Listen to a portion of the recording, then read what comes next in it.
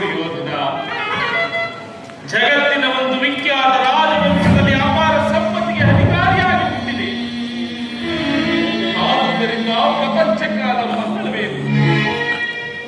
ಪ್ರಾಣವೂ ಹೋಯಿತು, ಮಾನವೂ ಹೋಯಿತು, ಸರ್ವನಾಶವಾಯಿತು.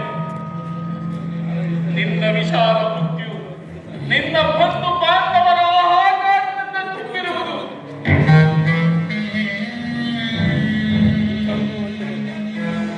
ಪ್ರಾಣವು ಪ್ರಕೃತಿಯ ಕ್ರೀಡಾ ವಸ್ತು.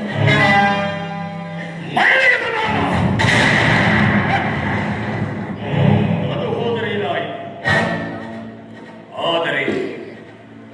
ಆದರೆ ಮಾನವು ಹೋಯಿತೆಂಬುದು ದುರ್ಯೋಧನನ ಮಸ್ತಕವು ಯಾವಾಗಲೂ ಅವನತವಾಗುವುದಿಲ್ಲ. ಕಂಡೆಯ ಇದು ಜಗತ್ತಿನ ಮಂಗಳ, ಸರ್ವನಾಶವಲ್ಲ. ಪುರಭೂಮಿಯು ಆಹಾಕಾರದಿಂದ ತುಂಬಿರುವುದು. ಆದರೆ ಈ ಆಹಾಕಾರದಿಂದ ಭಾರತ ವರ್ಷದಲ್ಲಿ ಪುಣ್ಯ ಸಿಂಹಾಸನವನ್ನು ಸ್ಥಾಪಿತವಾಗುವುದು.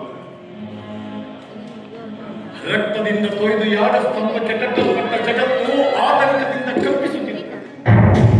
ಶೋಣಿತ ತರ್ಪಣದಿಂದ ಪೃಥ್ವಿಯ ಇತಿಹಾಸವು ರಚಿಸಲ್ಪಡುತ್ತಿದೆ.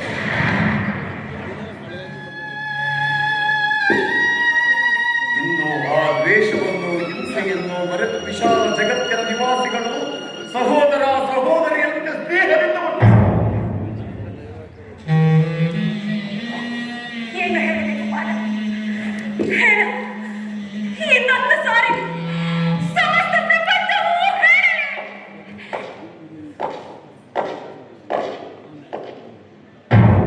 ವಿದುರ, ಹೆಜ್ಜೆಯ ಶಬ್ದವು ಕೇಳುತ್ತಿರುವುದು. ಹೋಗು ಹೋಗು